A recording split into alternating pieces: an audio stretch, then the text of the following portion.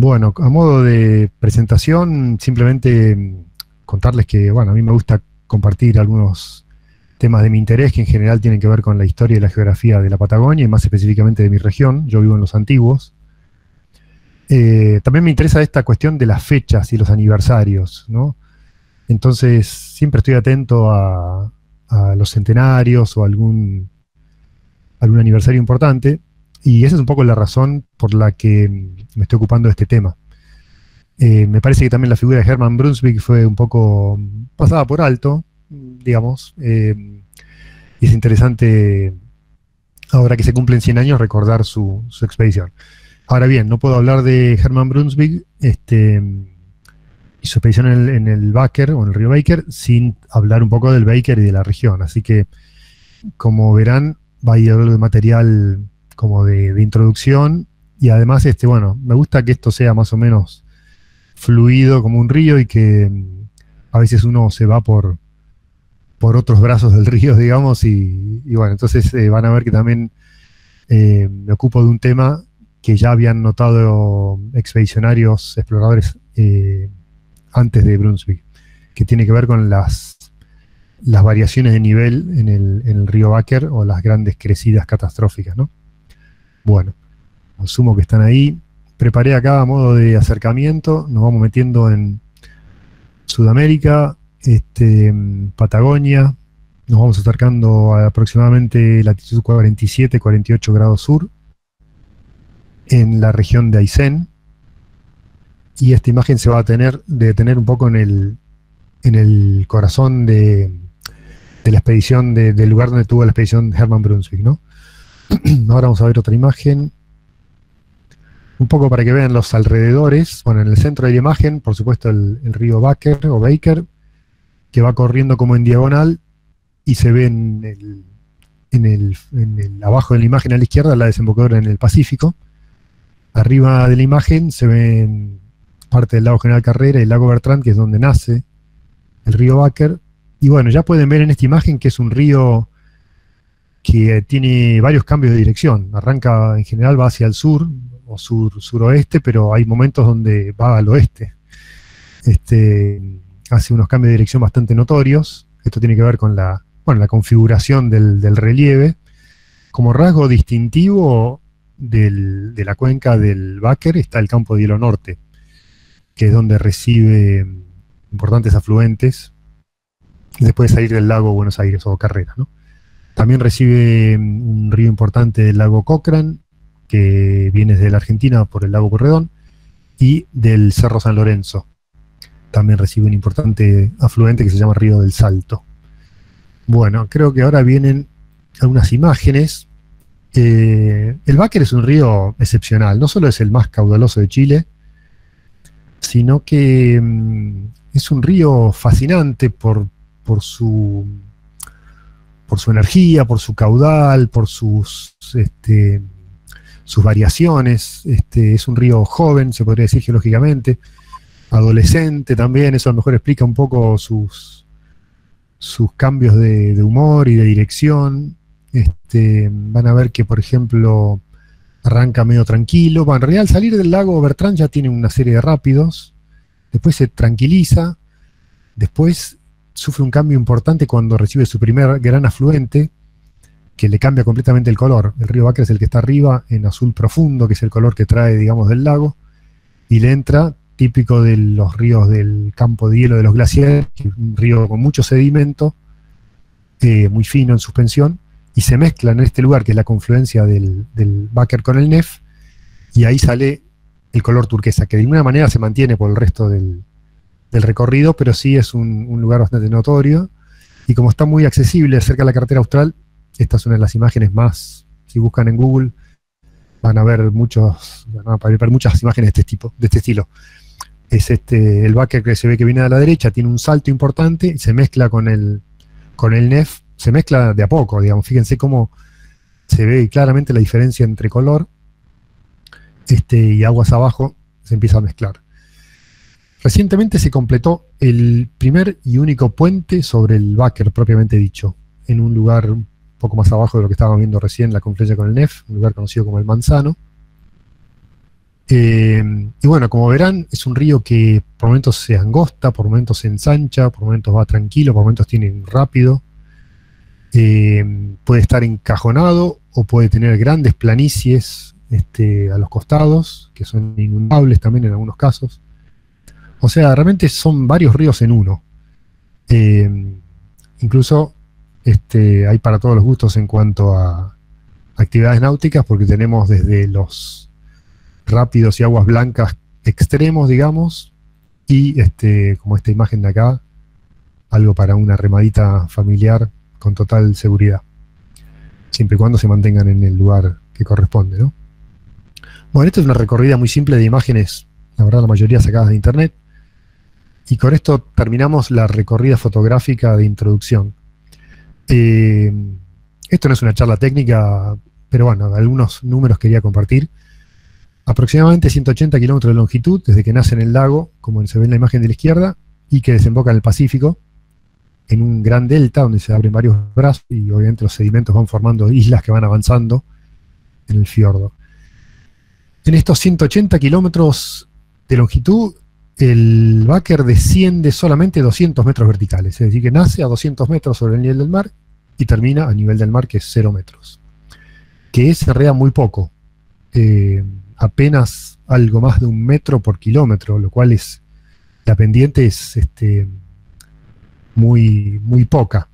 ¿Qué pasa? No significa que esto sea uniforme, por supuesto. Hay momentos donde tiene incluso menos pendiente y hay lugares donde puede descender varios metros en un tramo muy corto, de a lo mejor 10 metros, ¿no? No es un río que es todo rápido, pero tiene sectores importantes con rápidos que, bueno, es lo que vamos a ver un poco en la charla de Brunswick.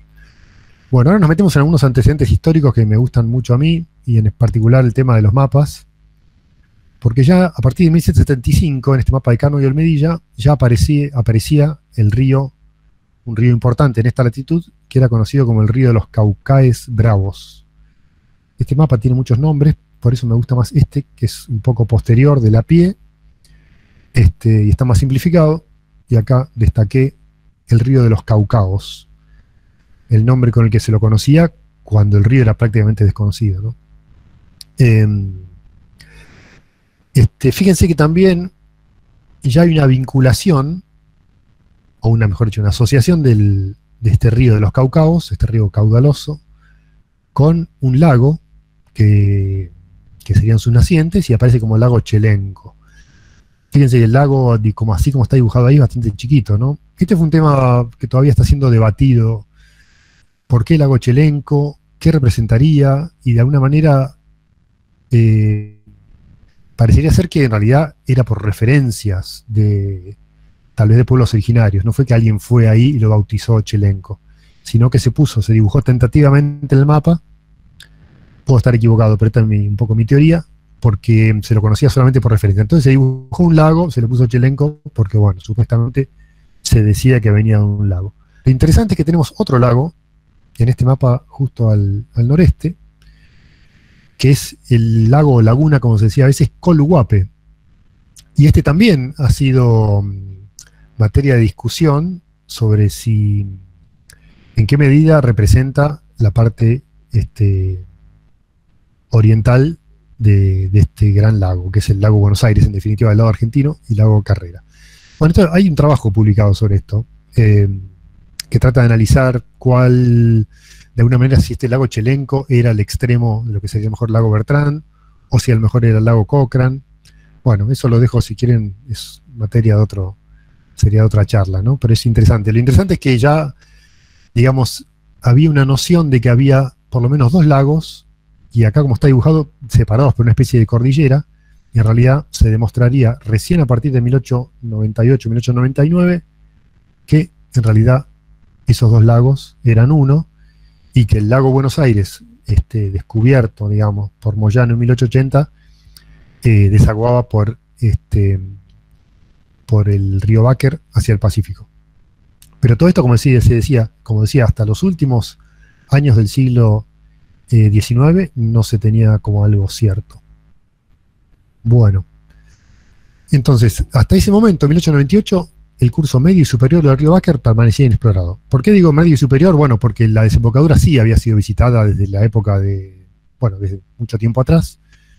Incluso había estado ahí la expedición del Almirantazgo de Fitzroy y le había dado nombre como Estero Baker, en homenaje a Thomas Baker, de lo que sería el fiordo.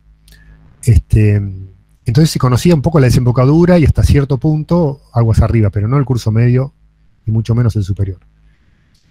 La primera referencia que tenemos del curso medio y superior es de una comisión de límites o una subcomisión de límites argentina mencionada por Onelli. La persona que estaba a cargo de esta subcomisión era Wag, Carlos Wag o Wag. Y por referencias de Onelli sabemos que aparentemente exploró el Báquer superior en 1898 o 1899. Pero este material no está disponible o se perdió, espero que no se haya perdido, que en algún momento aparezca en algún organismo oficial y podamos acceder porque sería interesantísimo. Pero sí podemos afirmar con cierta seguridad de que estuvieron en la zona. No sé si lo navegaron, desde dónde, si entraron por Valle Chacabuco y por el lago Posadas Pueyrredón, o efectivamente fueron a las nacientes del Báquer en el lago Bertrán. Pero bueno, este mapa es evidencia de que hicieron relevamientos en la zona, ya sea por agua o por tierra, porque el mapa es bastante correcto, bastante detallado. Aparecen nombres que, si bien no prosperaron, bueno, fueron como asignados tentativamente a la zona. Para empezar, el río Báquer lo llamaron Las Heras, esta subcomisión argentina. Al río Nef lo llamaron de la Pista, y al río Colonia lo llaman, curiosamente, Río Activo. Después vamos a ver por qué ese nombre parece bastante acertado, o por lo menos lo describe bastante bien. Y el río Chacabuco lo bautizan Tamango. Bueno, todos estos nombres después fueron reemplazados o fueron reemplazados, sí, por la toponimia oficial, que empezó, bueno, ese es otro mapa de la Comisión Argentina. Pero bueno, el verdadero, un poco el padre, digo yo, del Báquer es Hans Steffen, contratado por el gobierno chileno para oficiar ¿cómo se diría? Conocimiento técnico en la cuestión de los límites que se estaban por definir entre Argentina y Chile. Bueno, Steffen hace un trabajo muy puntilloso, como es característico de él. Le da el nombre Báquer al río, lo toma como ya que estaba el nombre del fiordo, muy práctico, muy pragmático, y dice, bueno, el río que desemboca en el fiordo le vamos a poner Báquer para no inventar nuevos nombres. Este material está disponible online, es fascinante, se puede descargar y todo. La cuestión es que en su recorrida del Báquer, desde la desembocadura hacia adentro, hacia el interior, remando, arrastrando el bote y por momentos con el uso de las velas, en febrero de 1899 logran avanzar hasta el primer gran obstáculo, que es el Saltón. Esto es todavía el curso medio inferior, diría. A partir de ahí se van por tierra. Bueno, Steffen, además de sacar algunas fotografías, perdón, vuelvo para atrás, ahí está la fotografía del Saltón, del río Báquer, hasta ahí navegó, de ahí se fue por tierra. Además de sacar fotografías, confeccionó un mapa muy detallado, que ya tiene los nombres nuevos, ¿no? Río Nef, río Báquer, por supuesto, río de la Colonia y demás. Ahora vamos a ver el mismo mapa un poco más en detalle. Efectivamente, ahí están los nombres, río Cochrane y demás. Bueno, en el siguiente mapa también de Steffen, vamos a ver más en detalle la zona que nos interesa ahora, que es la del curso medio. Se ve en rojo el recorrido. Ellos llevaron igual unas pequeñas embarcaciones transportables y las usaron después en los lagos. Lago Chacabuco, Laguna Chacabuco, Laguna Larga, Laguna Juncal, Laguna Esmeralda y finalmente Lago Cochrane, y salen por el Lago Cochrane y Lago Pueyrredón hacia la Argentina. Al principio en este mapa me llamaban la atención estas líneas gruesas en color verde. Llegué a la conclusión de que, como no tiene referencias, de que de alguna manera marcan algunos rasgos geológicos que, leyendo a Steffen, más o menos coinciden con las observaciones que él iba haciendo. Bueno, ¿qué pasó después de Steffen? Entre paréntesis, Brunswick, que que viene después en 1922, él tenía unos mapas que él decía unos mapas deficientes de la Comisión de Límites. No sé si era el argentino o el chileno, pero los mapas, si bien eran muy buenos para su momento, tenían imprecisiones, ¿no? Bueno, este es un periodo muy importante, 1900-1922, pero no me puedo detener acá porque todo esto lo estoy recorriendo para llegar a Brunswick.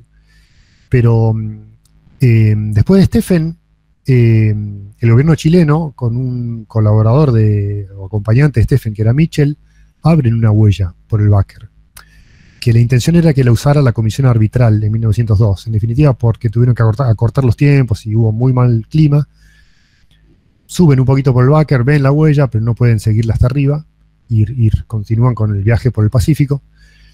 Después viene, a partir de 1904, la sociedad explotadora del Wacker, que terminó trágicamente en 1906 con la muerte de un centenar de empleados, pero esa es otra historia que no puedo tocar acá, pero hay lindos libros que les voy a contar al final. Esa sociedad explotadora, ese proyecto se termina, se abandona en 1908. Antes, durante o después ya había pobladores independientes, y finalmente vuelve a haber un proyecto de poblamiento y de explotación de lanar, digamos, y vacuna de la sociedad Estancias Posadas y Hobbs, a partir de 1914. Y este proyecto sale adelante, con dificultades, pero en definitiva se mantiene trabajando en la zona durante varias décadas. Y es en el contexto de la sociedad Estancias Posadas, Hobbs y compañía que aparece la figura de Hermann Brunswick. En correcto alemán creo que sería Hermann Brunswick. Es posible que a la charla estén presentes en este momento algunos de sus muchos descendientes, porque Hermann Brunswick tuvo sus 3 primeras hijas en Alemania y después 2 hijos más en Argentina y Chile, si no me equivoco. Uno nació en Argentina, pero en definitiva en Chile, pero el resto de su vida la pasó en Argentina. Bueno, claro, Brunswick,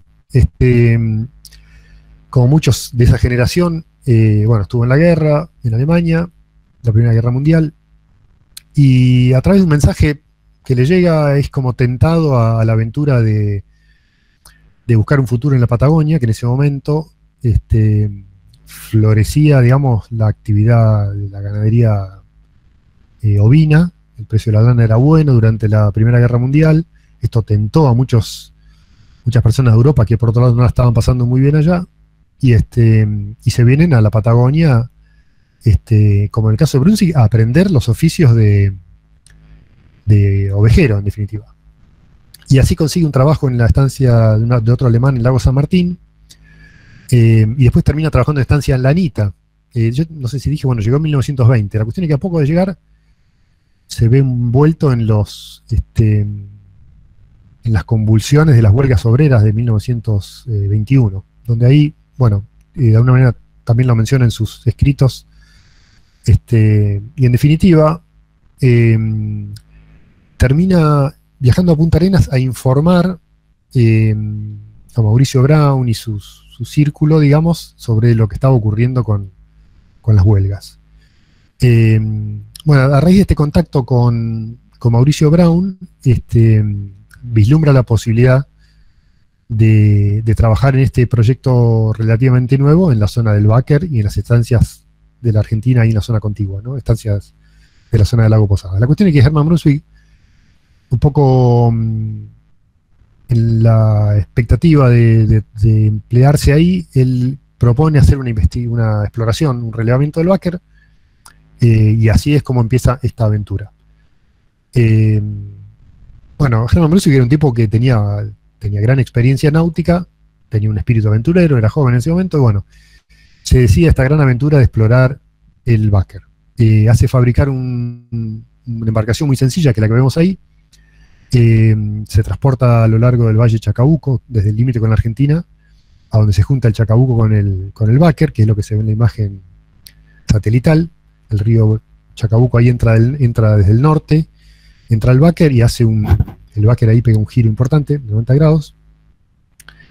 Ahí la imagen muestra el lugar. Y además, curiosamente acá, muchos años después, se haría una de las manifestaciones antirrepresas en el Báquer, porque justamente en esa angostura era donde se proyectaba, tengo entendido, hacer una de las represas. Esto fue allá por el año 2008, que tuvo toda esta poblada en contra de las represas, que tuvo éxito, por suerte.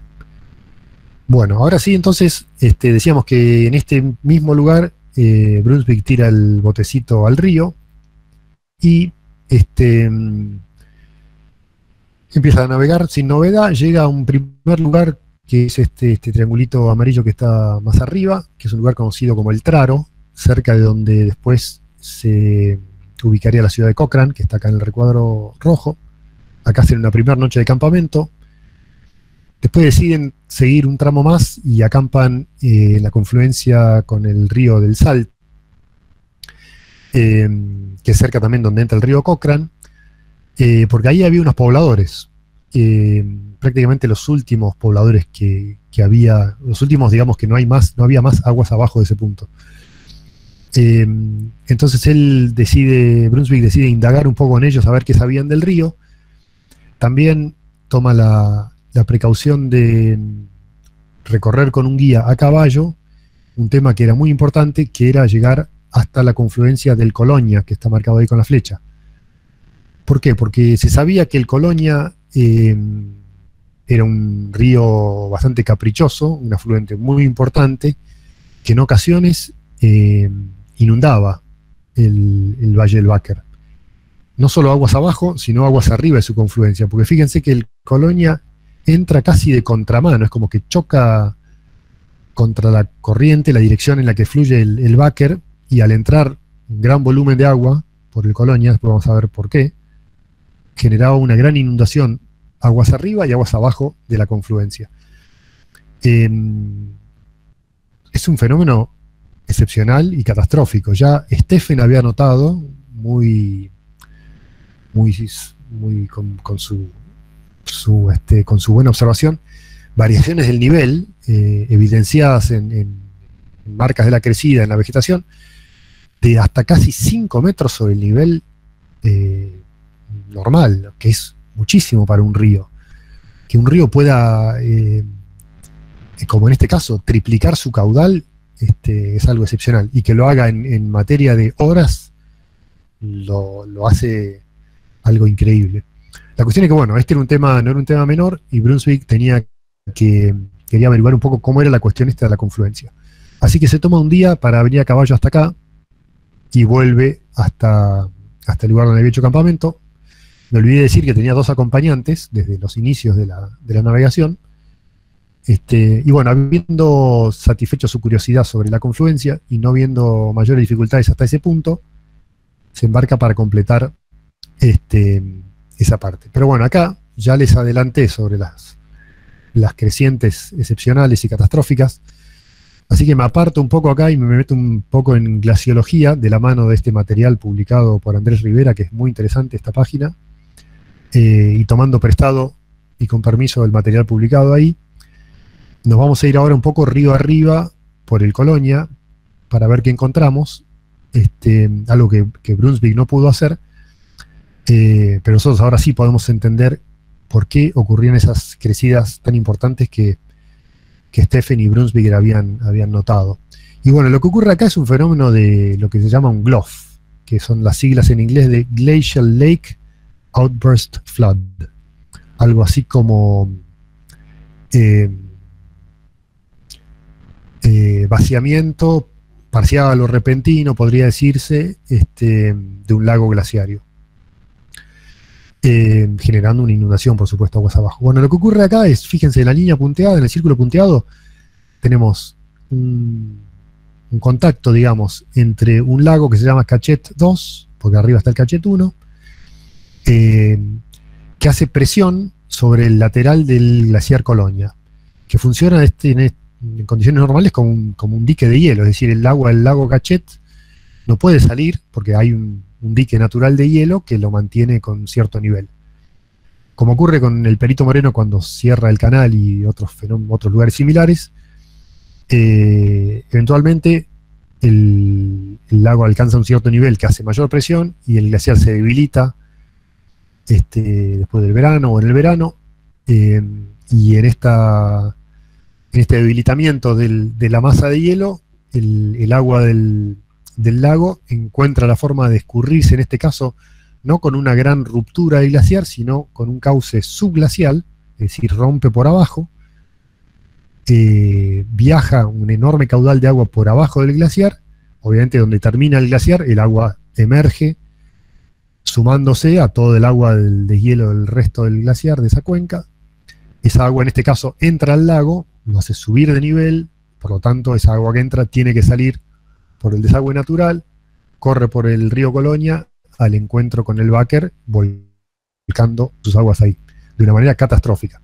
Bueno, esto es lo que les decía antes, gracias a esta excelente foto de Jonathan Leidich, que creo que está entre los presentes, después le vamos a prestar el micrófono. Él pudo hacer, bueno, él vive en esta zona prácticamente y es una especie de Brunswick moderno del siglo XXI. Además tiene un gran interés en glaciares y en todo lo que tenga que ver con el ambiente natural. Y él pudo sacar esta foto poco después del Gran Glof del año 2008, donde se ve lo que quedó del lago y se ven dos líneas que marcan antiguos niveles. La de más abajo es la del nivel que tenía antes del vaciamiento repentino del 2008. Fíjense el volumen de agua que se libera, ¿no? Esto es mirando aguas arriba, o sea, el agua que vemos ahí, ese lago, esos témpanos, vendrían hacia nosotros, ¿no? En busca de la salida natural hacia el Báquer. Bueno, como esto ocurre, cuando esto ocurre, es tan catastrófico que el lago baja de nivel, el río sube de nivel por recibir toda esa agua con témpanos, y bueno, el agua va por donde puede, donde está la menor resistencia, llevando hielo, pedazos de glaciar, todo, y dejándolos donde las leyes de la física y de la hidrodinámica se le indican. Entonces se dan estos fenómenos rarísimos de encontrar témpanos en el bosque y ovejas en los árboles, según decían los viejos pobladores, porque lamentablemente las pérdidas económicas de animales y tal vez de vidas humanas eran importantes, y los viejos pobladores hablaban de que sí, cuando bajaba la creciente, que las ovejas quedaban colgando en los árboles. Increíble, ¿no? Bueno, Jonathan y Paulina Rojas publicaron este trabajito muy interesante, que es una síntesis de lo que ocurre con estos globs, con muy buenas fotografías como esta que está acá, que es la confluencia del Báquer con el Colonia. Fíjense que, claro, cuando el Colonia trae este caudal aumentado, es como que, además de hacer retroceder al Báquer, le gana en caudal 3-1 a veces, o sea, 3 veces más caudal en estas situaciones. O sea que podría decirse que en cierta forma en esta situación el Báquer pasa a ser un afluente del Colonia, que es el caudal principal. Pero bueno, esto es excepcional. Pero es algo realmente increíble. Bueno, fíjense, en la imagen de la izquierda, la situación normal, con un río Colonia que es una fracción del caudal del Báquer, y en la foto de la derecha un caudal que lo supera en varios puntos, ¿no? Bueno, claro, en realidad primero no diría dilucidar, pero un poco en documentar lo que estaba ocurriendo arriba, aguas arriba del Colonia, es de Agostini, que en los años 40, principios de los años 40, habiendo escuchado toda esta historia de los témpanos y las ovejas en los árboles y todo esto, se mete por el Valle del Colonia y saca estas fotos que evidencian también el fenómeno que estábamos hablando, ¿no? Es decir, grandes árboles desgajados en las márgenes del río, líneas de antiguos niveles y demás, ¿no? Evidencias de estos eventos catastróficos. Bueno, este material de Agostini también está disponible online, se puede bajar, ahí están las referencias, es fascinante. Bueno, no me quiero por las ramas de Agostini, por supuesto, gran documentalista, montañista, explorador, fotógrafo y demás. Bueno, volvemos a Brunswick. Fíjense que acá aparece ya el triangulito, su tercer campamento, su cuarta noche en esta expedición, aguas abajo del Colonia, hasta ahí llega sin problema, pero acá encuentra un rápido respetable, por precaución, decide hacer un campamento justo antes del rápido, decide también hacer un depósito de víveres y de material que no necesitaba para la vuelta, porque él tenía que volver por donde había venido, no remando por supuesto, pero de alguna manera. Y acá, con el bote alivianado y sin los pasajeros, esta es una imagen más o menos de la misma época. Fíjense que acá el río se divide en tres, porque hay unos rápidos, y entonces en el canal de la derecha, en lo que vemos a la derecha de la imagen, por ahí hace pasar el bote vacío con una cuerda, para que la cuerda no levante temperatura con el roce y la fricción y demás. Le pone un cuero de oveja con grasa de capón para que deslice la cuerda. Logra pasar el bote, y ya aguas abajo de estos rápidos se vuelve a subir con sus dos compañeros, la carga y demás. Y así sigue la navegación, hasta ahora sin mayores incidentes. Bueno, desde este campamento, que es el que está arriba, hay una linda navegación con algunas islas boscosas, algunos cambios de dirección. Fíjense, hay unos ángulos, casi ángulos rectos, digamos. Pero bueno, acá le esperaba una gran sorpresa a Brunswick, porque no estaba para nada en el mapa. Hay una curva donde el río gira hacia el sur, y al pasar esta curva, Brunswick se da cuenta que algo hay aguas abajo.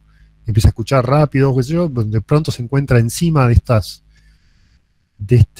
aguas turbulentas, se ve envuelto en estas aguas blancas.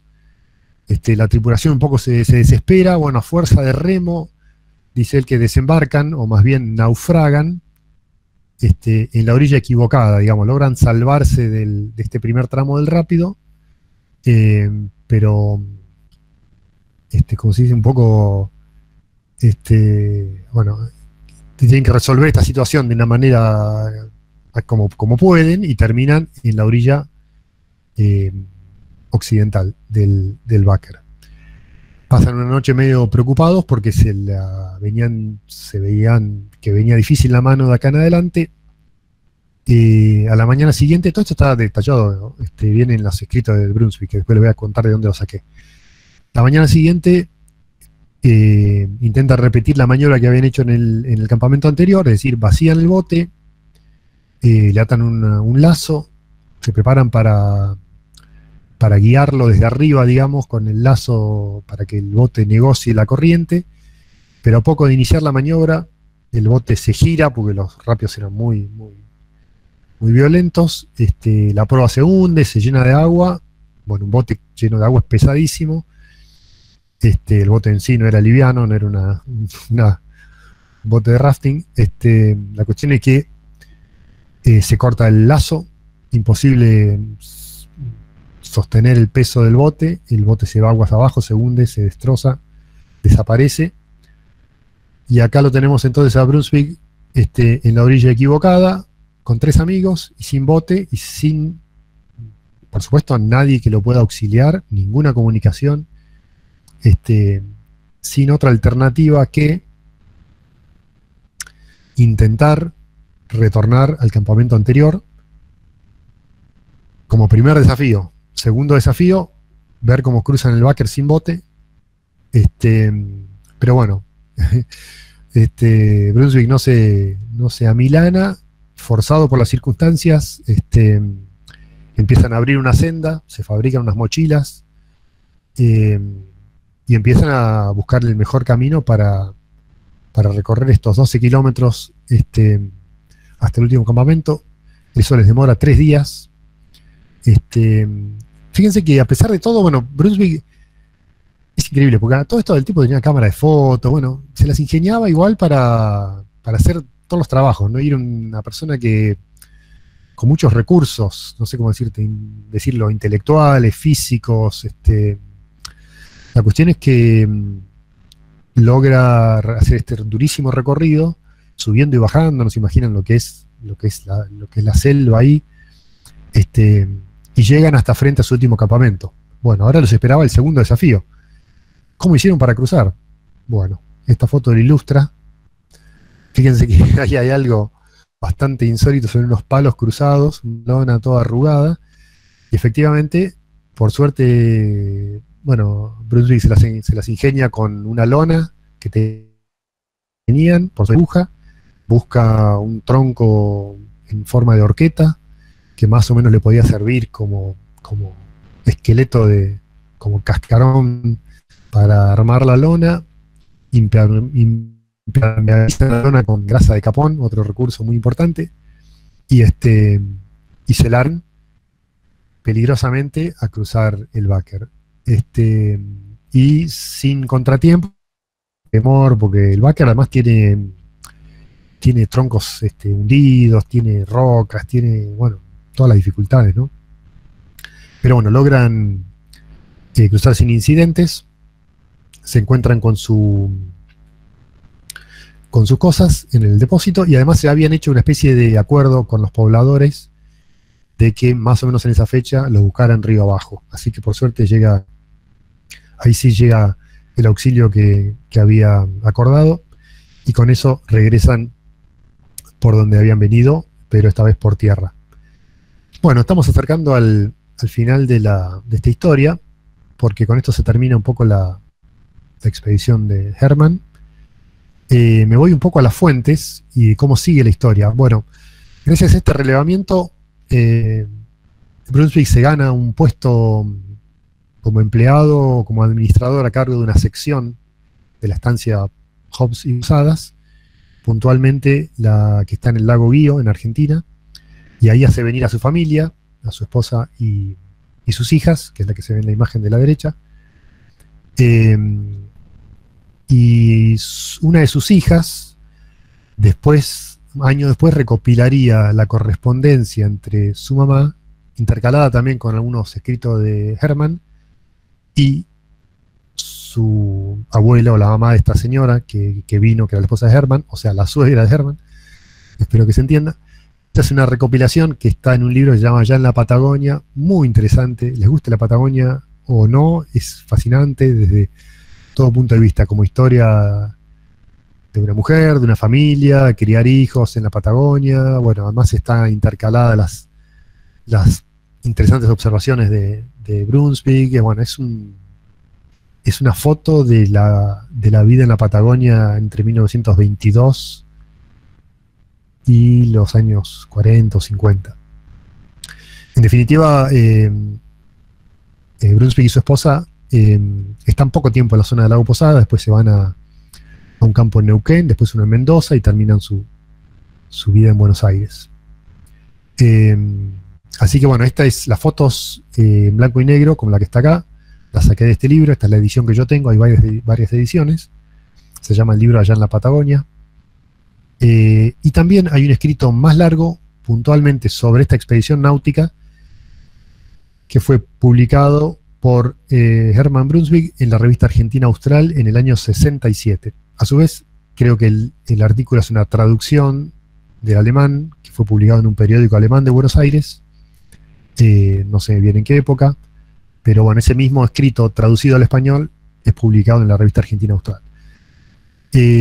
Hay varios números de la revista Argentina Austral online, pero no encontré el número que tiene este artículo.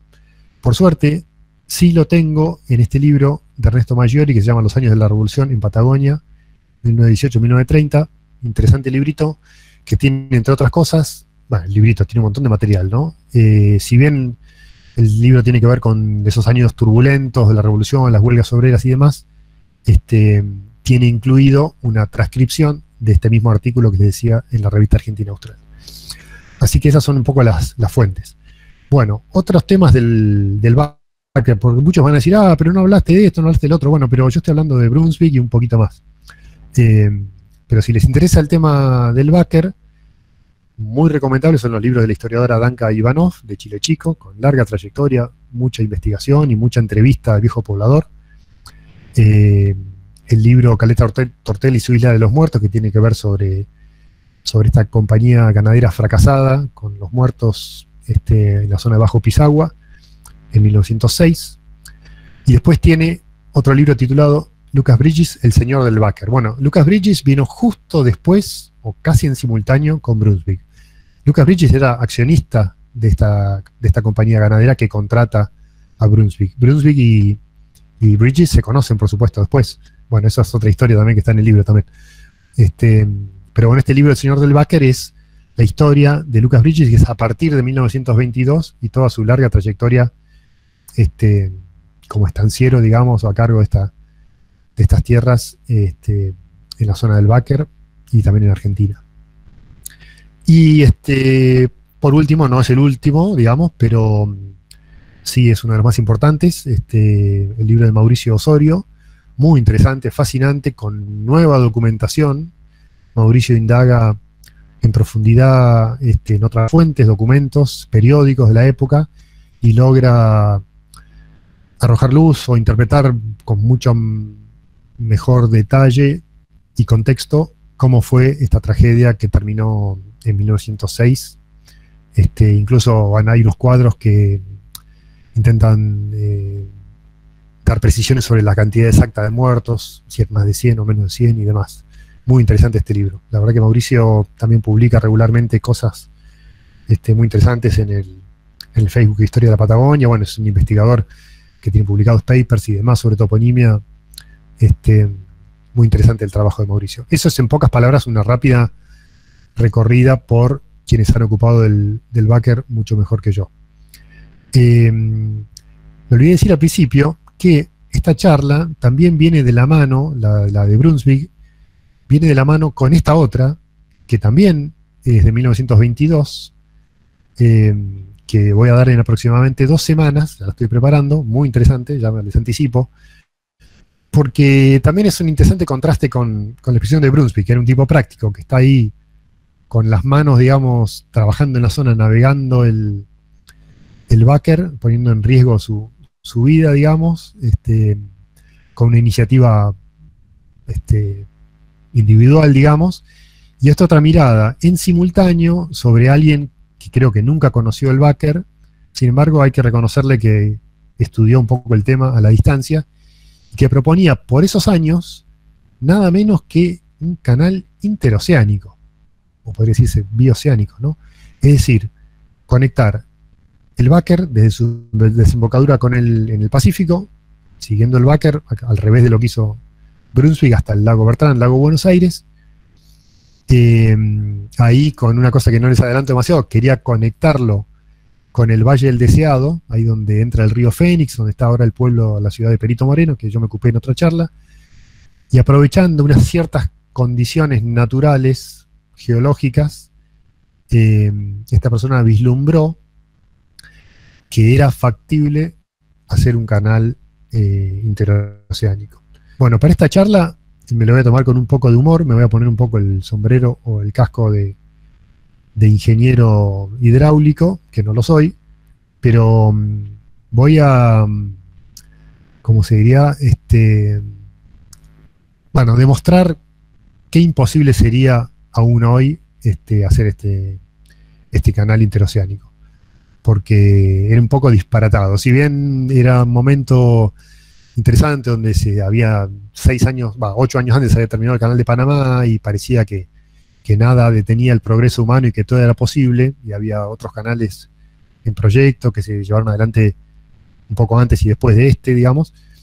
Y bueno, en el medio de toda esta fiebre por dominar, digamos, lugares con la mano del hombre, con la intervención del hombre, es que se vislumbra este proyecto. Pero en realidad, analizado hoy, es un delirio. Y además, esta persona, Rodríguez del Busto, que de alguna manera lo ideó, no diría que lo proyectó, lo ideó, en realidad no tomó en cuenta algunas cosas muy importantes que son las que voy a relatar en la próxima charla. Así que los dejo con esta charla proyectada para dentro de 2 semanas. Bueno, espero que les haya gustado. Acá termino, me salgo de compartir pantalla para ver qué hay en el chat. Si es que quedó alguien ahí todavía. ¿Cómo salgo acá? Perdón. Muchas gracias a ustedes, por supuesto, a Melissa, como siempre, que siempre está ahí entre bambalinas, y siempre con buenas ideas y observaciones sobre los temas que me gustan a mí y que ya también le gustan. Así que muchas gracias, Melissa. Y con esto sí, termino la presentación.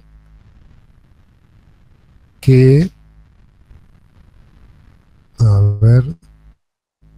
Bueno. Bueno, ahí veo que hay algunos que están ahí, algunos saludan, muy linda la charla. Empiezo abajo para adelante. Una presentación. Saludos ahí a todos los conocidos. Bueno, parece haber 26 presentes todavía. Bueno, siendo que no somos tantos, si quieren abrir el micrófono, alguno que quiera preguntar algo, o escribirlo en el chat. Bueno, espero que les haya gustado. Bueno, ahí aparecen algunos comentarios más. Y hemos tardado 45 minutos más o menos. Bueno, espero que haya sido interesante. Creo que no me olvidé nada. Algunos podrían preguntar por qué no hice esto con Google Earth. La verdad es que sí lo hice. Lo puedo compartir si quieren, pero las imágenes de Google Earth no están buenas para la zona del Baker. Hay cambios de colores, imágenes viejas, nubes, no se ven bien los glaciares. Entonces, si bien lo hice, la tengo ahí como en la manga, me pareció mejor tomar imágenes de otro servidor de mapas, fotos satelitales de otro que no son de Google Earth, donde se veía mejor el Baker para lo que quería mostrar. Bueno, ahí veo los saludos, muchas gracias. Ahí, bueno, todos conocidos o casi todos. Bueno, si alguno quiere dejar los contactos, que sepa que yo no los tengo y para que me pueda comunicar más adelante, lo pueden hacer ahí en el chat. Y bueno, si no hay preguntas, en los próximos segundos ya estaríamos cerrando, que medio tarde. Y